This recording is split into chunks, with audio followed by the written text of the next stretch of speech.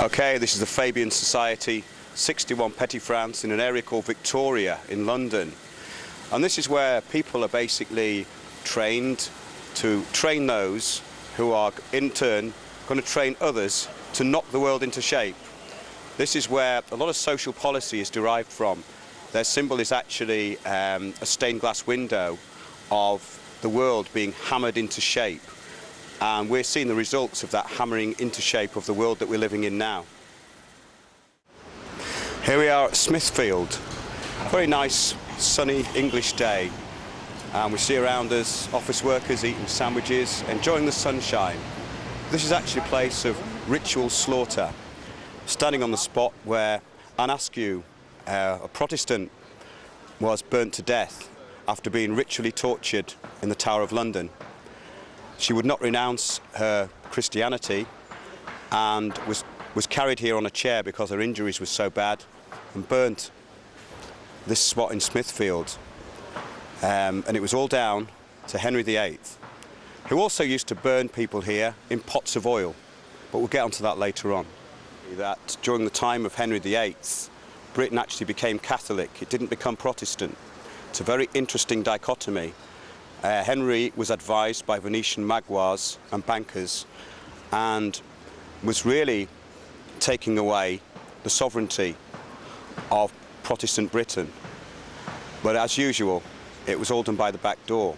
So it's a very interesting story about the torture and the sacrifice that went on here, because we're going to go a bit later to St Bartholomew's Church, where Henry actually burnt a member of the clergy inside. Even though he wasn't alive for very long, Henry VIII left a very long legacy and quite a lot of scars on this country, and completely sold us out to the Vatican. It's quite interesting the way this site has been symbolically sealed with the 4 urns. Obviously, it's very Freemasonic, but there seems to be something about this area that's always been, the area's always been used for slaughter. Now obviously it's a meat market, and it was traditionally a meat market, but there was hangings here, people were burnt in pots of oil, people were hung, drawn and quartered here. William Wallace was dragged to this spot after being hung, and he was hung at Tyburn, which is now Marble Arch, and dragged here while he was semi-conscious, and then basically ripped apart. And you can read all about what hang drawing and quartering is. It's pretty disgusting. So this place has got a very, very barbaric history, and it's surrounded by Freemasonic halls, which is quite an interesting aspect to it. In fact, the Haberdashers' Hall on the other side of the square, where we're going to go later, the original gallows here are now the court. So the court and the oval over the court of the Haberdashers' Hall are symbolically right where the gallows were. We've just been talking a bit about the barbaric background of Smithfield. Now, we got interested in this quite a while ago. I'm with the Mad Scotsman here. We do a lot of filming together for Windows on the World. And we started looking into the real history of this area, and it's very, very interesting. We started looking at very old pictures and engravings of what happened here. And we found some very, very interesting anomalies. And also, there's certain stories that don't quite add up. So we're going to take you into some of the stuff that we've uncovered. So, Mad Scotsman. I'm up. Yeah. Well, how I got interested in this place here was just at the back of the park here. There's a monument for William Wallace, and I read it. It says, near this spot, William Wallace was executed in 1305. And I thought to myself, why near this spot? Why should we be told the exact place where he was executed? So I started doing an online search, and I couldn't find any documentation, nothing to support this exactly where he was executed. But then through a lot of research, I looked through the Guildhall archives. I found an old map dated 1297 that showed the exact place where the gallows was previous to William Wallace getting executed. So that put us on to do a lot more research into what was happening around here, and what we started discovering is quite creepy, to tell you the truth. Now, we're standing here in the Rotunda garden. Now if you look round, you'll see people sitting here enjoying their lunch, all happy, thinking that they're sitting in a peace garden.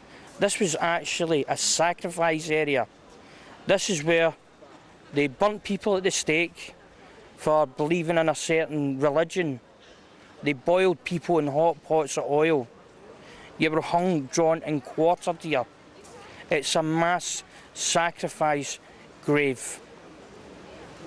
Yeah, a lot of people have been sacrificed and buried here, and Askew, who we were talking about earlier on, the Protestant protester basically, who was executed quite horrifically here after being tortured in the Tower of London, her body was found quite near to this spot, wasn't it? Yeah, it was found over at Bartholomew's, the great church, which is just over here, to my right here. Now this is the oldest church in London that was built in the 1120s.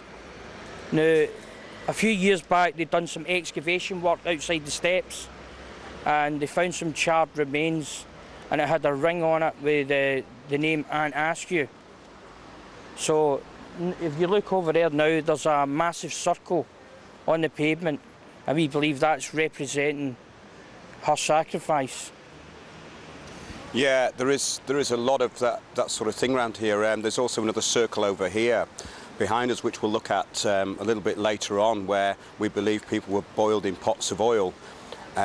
So as far as this particular site goes, yes, now it's a peace garden. There was horrific executions here, and it ties in with what's happened over the centuries. This has always been a place of sacrifice. Now it's a meat market. So there's the whole place reeks of death, basically. It still does. And sometimes at night here, there's some quite strange phenomenon that you've experienced, isn't there? Yeah, well, me and my girlfriend came down here at 1 o'clock in the morning, and we were just having a look. Before it'd be a lot easier coming down when there's nobody about. You can have a proper look about. And next minute it started to feel a bit eerie, a lot of wind, gates banging and things like that. And then my girlfriend said, I can smell burning. And I said, don't be daft. Nobody's going to be burning at this time in the morning, right? So I walked back up to where she was, and I could actually smell burning wood. So when I went home that night, I looked on Google and I typed it in, what I experienced, and what I came across was a lot of other people had experienced the same thing that came down here between the hours of 1 and 3 in the morning. So it wasn't just me experienced this, you know, it's been experienced by a lot of people. It was also very close to this spot, and not actually very near to where Anne Askew's body was found, that Wat Tyler was executed, because in a way he was executed. It was a story, a cover story, that he lunged at the mayor with his dagger or something. So they just basically led the peasant revolt people up here and killed them all, didn't they? Yeah, well, what had happened is the argument took place just outside the archway of the church at Bartholomew's the Great. Wat Tyler was stabbed. He staggered off into the church. They were told to go in after him and finish him off. So they actually finished him off inside the church.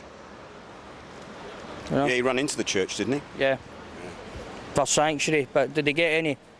No. No. Of course not, because that's another place of ritual slaughter, St Bartholomew's Church. Henry VIII murdered a priest in there, apparently, didn't he? Yeah, he did. During the church Reformation, he burnt a priest alive in the gates. If you walk into the church today, you can still see the railings that's up there where he was actually trapped inside. Trapped in there inside, getting burnt alive, screaming. Horrific for something to happen inside the church when he was supposed to be the head of the church. It's very interesting. I was saying earlier on that Britain didn't really become Protestant. It became Catholic because Henry was completely owned by the Vatican. Yeah. And the poor laws of this country, were extended massively during the time of Henry VIII. The land reforms, we all became paupers. This was just before, of course, the Birth, Deaths and Registrations Act, but it was really Henry VIII that started this and destroyed the individual sovereignty and freedoms of people in this country through his Venetian Maguire advisors, and of course at the top of it all, his boss is the Vatican. Behind us is St Bartholomew the Less. We're going to be visiting both of those churches later on.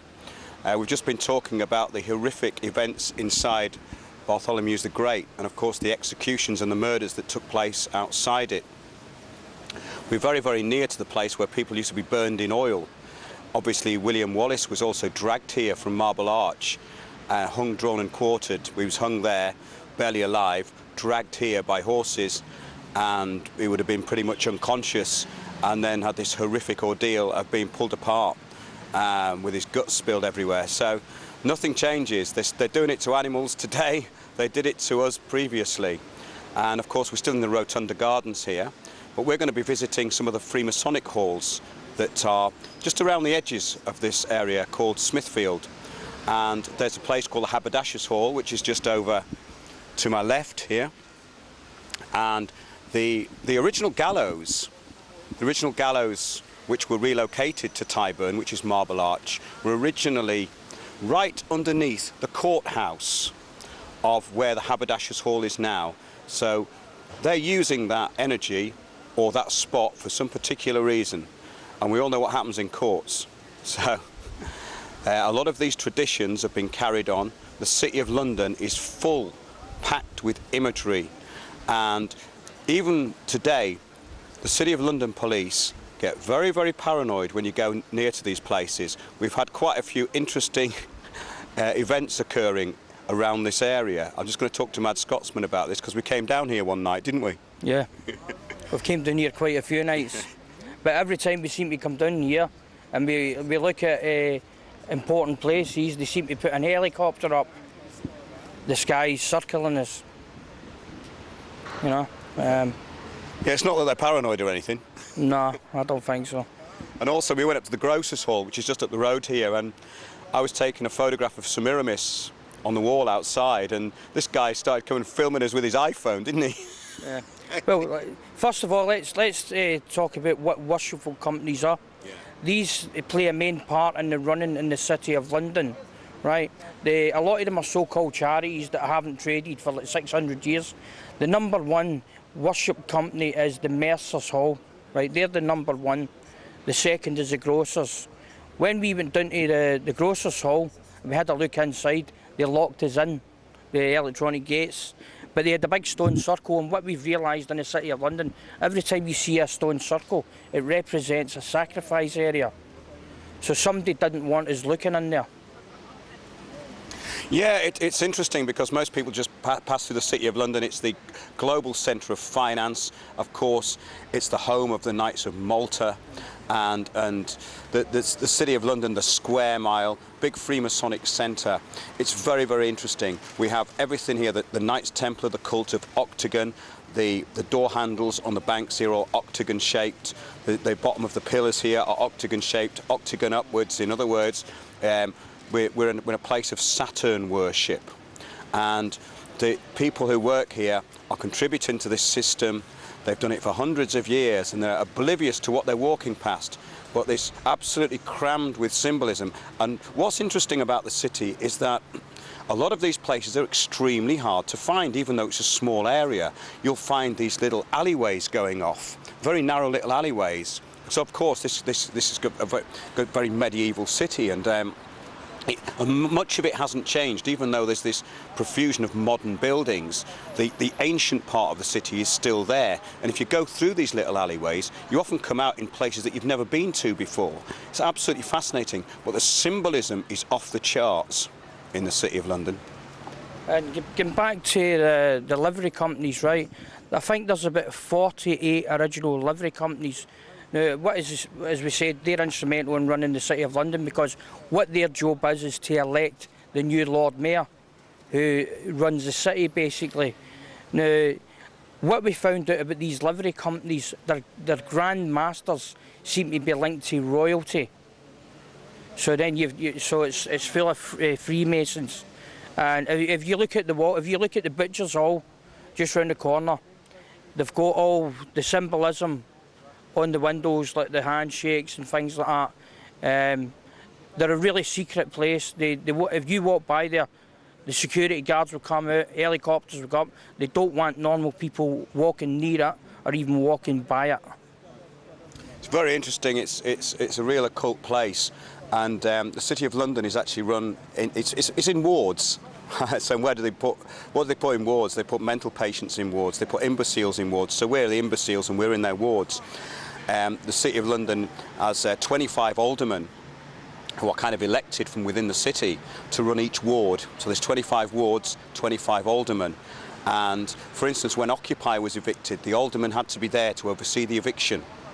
And there was 3 police forces there. There was the Metropolitan Police, who were doing a very peripheral role. There was the City of London Police, who were on the inner circle. And then there was the Territorial Support Group, which is the private army that comes in. So it's very, very orchestrated, very protected. This is a real secret place. And the people who are running this global centre, this financial centre, are extremely secretive about what they're doing. I think David Icke's covered this. We don't really know what goes on in the City of London. There's places here that you can walk around the city for years, and you'll still come across places you've never seen before and symbols you've never seen before. So it's incredibly interesting, and we're going to capture as much of that as we can today. But getting back to where we are now, which is Smithfield, we're going to be taking a look around St Bartholomew's the Great, St Bartholomew's the Lesser, which is behind us, the Haberdashers' Hall, which is over here, and the Grocers' Hall, which is to our right. So is there anything else you want to say about that? Well, to the right is basically Bartholomew's the Great Church, which as I said is one of the oldest churches here. They found the charred remains there. That's where you've got the stone circle, and that was we were told that by somebody who worked for the corporation. So they've got it on files down there, but they won't give it out to the public. But anybody that works for the corporation has that information. Well, it's interesting that they seem to cover these centres of sacrifice. For instance, the Guildhall, they say, oh, all of a sudden, we've found this Roman amphitheatre under the Guildhall. Well, they must have known it was there from the start, right? Exactly. Well, see, as we know, the City of London started off with the Romans coming here between 40 AD and 50 AD, so, and it was basically called Londinium. Now, the rest of London, the outside of London, outside the city, was not known as London back then. That was adopted later on because they seen the progress, the wealth that was actually happening in the City of London.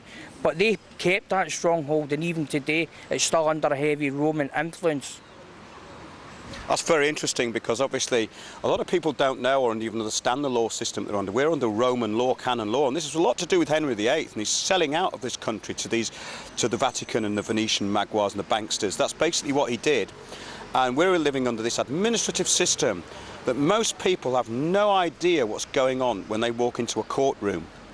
But there are solutions within the Roman system, and we've been looking into that and had some quite interesting successes. But for hundreds of years, people have walked into these places as imbeciles, as a ward of the court. And if they're represented, they have a member of a private club called the Bar Society, who operate from the Inner and Middle Temple in London. And that's where the centre of this law system is. And a lot of people think that they see the scales of justice, and they think that there is justice. No, there is no justice. There is actually a system of administration which has been brought in over hundreds of years, and now we're in the final throes of that. That system of administration is breaking down. The fraud in this country is off the charts. We're at the centre of global financial fraud here. There was an article in a newspaper the other day, and they were saying that out of all, it's about 148,000 cases of fraud, and only a few hundred had even been looked into. So we asked the police whether fraud was on their remit in the area that I live in. They said, no, fraud isn't on our remit, we're not really interested in it. So basically the biggest export of this country, and the only way to make money here, is massive financial fraud, which is all done through the City of London, and all with the complicity of these secret societies and organisations who operate here, because it's all in their interest to do so. Of course, it's a huge Templar place, and all the Templar money, we believe, went to Switzerland, set up the Bank of International Settlements. So every financial transaction going, we've got the IMF overlooking all this, got Bank of International Settlements tracking every financial transaction, which is what the Templars always did. They were incredibly good administrators. That's why they got on so well with the Vatican for so long. even though they apparently seem to fall out. But make no mistake about this, the Vatican Bank and the Knights of Malta are very, very close companions indeed. Isn't that right? Yeah. And coming back to the worshipful companies with the Freemasons, round here they have their secret meetings every once in a while. They'll all turn up with their blacked out cars. Everything's just totally secretive. You won't get near the place. And this is where they have all their occult meetings, if you like. Of course, because occult just means hidden, and that's the fascinating thing about this place, is everything is hidden. Nothing is as it seems here. Once you drive into the City of London, past those dragons, you're in a totally different jurisdiction. There's Colombo City, which is Washington DC. There is Vatican City. There is UN headquarters and the City of London. They are separate city-states from the countries that they're in. So they're their own separate states. They are not answerable to that country. So they have their own laws and their own rules. So basically we're in a different country here. We're in a sovereign place, which is a square mile. And that square mile runs every financial transaction on the planet. Everything goes through here. So when the Knights Templars set it up, and we had the 1666 Holocaust, which was to make way for this new city of Troy, this new financial centre, the burning of the paupers and the registration of every single person and item of their property under the Holy Roman See on this planet came right out of here and Rome.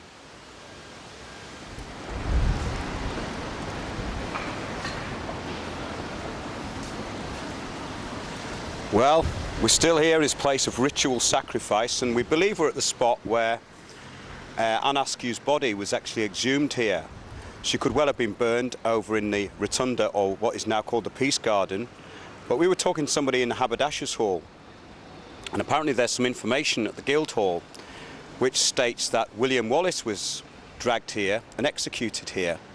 But we believe that this is the spot where Anne Askew was also killed, and also, of course, Wat Tyler, who led the Peasant Revolt.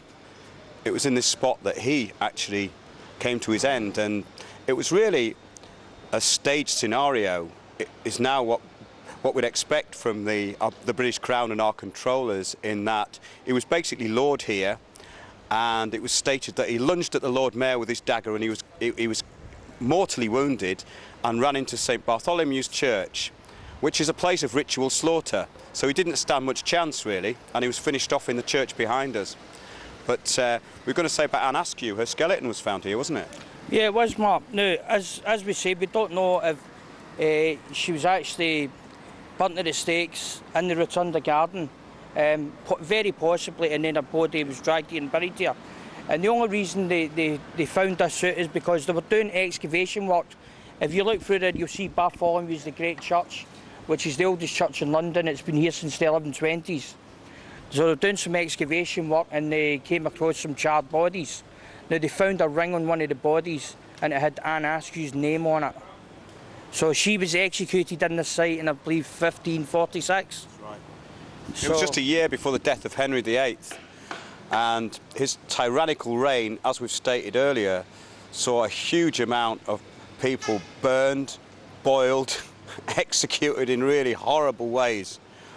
And so it's a very interesting period in history. Apparently, after Henry VIII, there were much less sacrifices here. But we're going to go and have a look at the inside of St Bartholomew's Church, and also St Bartholomew's the Lesser, which is just to the front of where we are standing now. So after William Wallace was tried, he was taken to the Tower of London, was hung till he was barely conscious, and then he was dragged here. William Wallace was tried at Westminster Hall in 1305. He was then took to the Tower of London, where he was dragged by horseback, naked, through the streets, all the way here in Smithfield, where he met his horrific death, where he was hung, drawn and quartered. On this plaque behind us, which was actually put there in, I think, 1956, it states that William Wallace died near this spot. Now that's very ambiguous, so we got very interested in this and started looking into it, and we asked a few questions, and we came up with some quite interesting results when we started basically asking questions of people around here what they thought. There was someone at the Haberdashers' Hall that gave us some information on it. So do you want to take over from there? Tell us what you found. Yeah, well, as Mark says, we looked at this plaque and it said William Wallace died near this spot, and we thought, well, why near this spot? Why can we not find out exactly where he died? So as Mark says, we've done a lot of research, nothing was coming up. There was no historical record. It seems as if it was deleted off the records. But we went through the Metropolitan Archives at the Guildhall and we found an old map dated 1297, and it shows the exact place where the gallows is. And we've got a map here we would just like to show you. So this is very interesting because this part of Smithfield is all still here, and the Haberdashers' Hall is over this spot here. Now the gallows were around here. It's called the Elms. This is where the gallows were, at this very spot. And when we started looking at these old maps from about 1200 on, wasn't it really? We started finding that basically we'd found the place where the gallows were, and they are indeed under the courthouse of the Haberdashers' Hall. As Mark says, if you look at the map, it actually shows you where the modern development runs through here. So what we've got is this is an overlay of an old map to a new map. So you can see where the new buildings were. Now, what I've done as well, I overlaid a Google map to it, right? And where I overlaid the picture, when they meet exactly where they should be, the dot right here where it shows the gallows is right at the back of the Haberdashers' Hall, where they have built a courtroom. So you've got the connection from the Haberdashers' Hall, which is a worshipful company, which leads to your Freemasons. And we'll show you how much it's connected to Freemasons when we go around to the Butcher's Hall. Because all these halls, all these livery halls, they're the ones who run the corporations. They're the ones who elect the Lord Mayor of the city. So they're very, very important here in the City of London. That's why the security is so high around these places. It's very interesting when we started looking for this spot where the gallows was. We originally thought it was in this little alleyway. There's a little alleyway behind the Haberdashers' Hall, so there's now like a little day nursery there. And we were asking the people in there who owned this land at the back, and of course the whole land was owned by the Haberdashers. They've taken on the whole area. So they own that area, which was the gallows, which was obviously a place of ritual sacrifice, as is this whole area. So after we'd started doing a bit of digging and finding out that these places where the Haberdashers had taken over, it's an alleyway there which is actually part of an old inn, which is where you could get your last drink before being boiled in oil, hung, drawn and quartered, or just hung. So basically there's the whole of that area is still intact, and we're going to take you there in a few minutes. That alleyway still has these ancient marker stones. Nothing's been touched there. The whole of the rest of this area has been redeveloped around the square, but this part of old Smithfield has never ever been touched. So just behind me is the Haberdashers' Hall, which is one of the worshipful companies. And this little alleyway behind us is where you got your last drink. It used to be a pub where people would get a nice beer on a hot English summer day before being ritually murdered. And we've just been talking to one of the guys in there, and he doesn't accept our theory that this was a place of sacrifice, even though we have all the proof. He was very surprised to find out that indeed their courthouse was over the original gallows, and he found incredible surprise when we said that Henry VIII had been a very naughty boy. Do you want to come in there? Yeah, it was very surprising because he actually thought Henry VIII was quite a nice man. But you just need to look at, the history that they do tell us, that how many wives did he murder, how many sacrifices, how many murders did he cause, just in this small place alone. Murdered the priest in the church, locked him in iron gates, set a light to him, listened to him screaming. That's the kind of things that your friend up here, which is the only statue in London, and probably it might even be the only statue in England. That's how popular the guy was. Yeah, it didn't last very long, but we're still living with the legacy of him and what he did and his association with the Roman cult, which is still what we're suffering under today, but we are finding solutions. Here we have a map from the Guildhall Archives, dated 1297, that shows the exact place where the gallows was when William Wallace got executed here in 1305. Now, we're standing right outside an entrance here at the Haberdashers. This entrance used to be an inn, and as Mark said earlier, it was the last place where you got your last drink before you were executed. Now, over the years, this place was developed. So as you can see on the map, this line here is the new development line, which you're actually seeing here. So if you look within that, it's showing you the elm trees. And it actually says here the elm gallows. And you've got a spot here showing exactly where the gallows is. So now we've got the new development. There's two alleyways. There's this one we looked at, and there's the other one down there. Now the one down there leads right through to where the gallows was. And at the back of that is the other end of the Haberdashers' Hall through here. It's where they have built a courtroom on the back of the building. And that's the exact place where the gallows was. We're now at the other entrance to the Haberdashers' Hall, which is at the top part of Smithfield. This is actually where the hangings were done. The area's changed slightly, but this entrance has been here for a very, very long time. It's never changed, and they've never built over this entrance at all. It has some very old marker stones by the doorway. So the gallows were just behind me here. So the gallows were behind me and slightly over to the right here, and this was actually the place where the haberdashers have built their court. Their court is actually built over the old gallows. There's a dome over that court, so someone's using something for something. It's very interesting how fiercely protective these people are of these sites, and also they don't really like to delve into the real truth, because when we talked to that guy up there, he was very adamant that Henry VIII was a lovely guy, and of course there was no sacrificial site here. No, that's just a rumour. All of the sacrifices were done miles away from here, nowhere near of course, but all the evidence seems to point to the fact that this was the site.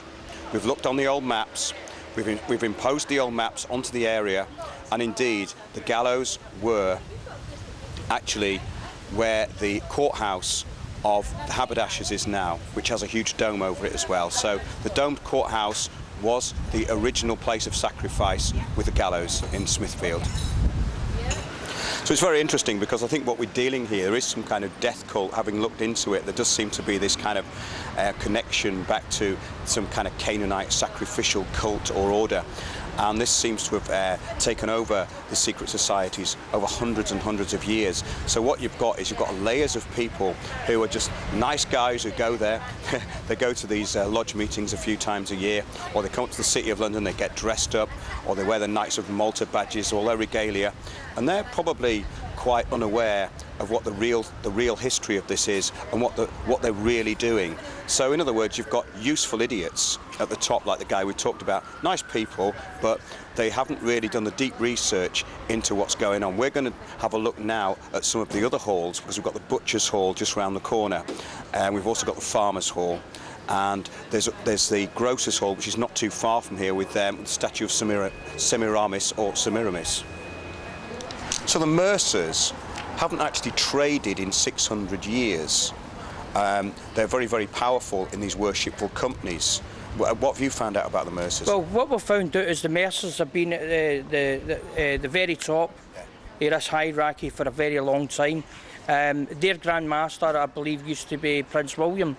What we find out is all the top companies, their Grand Masters are royalty.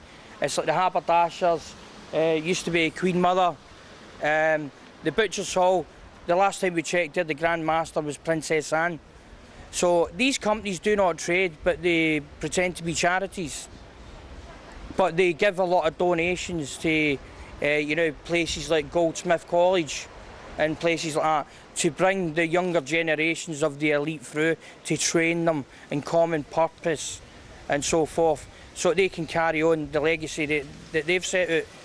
Yeah, basically what they're doing is they're indoctrinating people through different societies and different levels. We're finding a lot of this is coming from the United Nations now, but also this filters down through these organisations.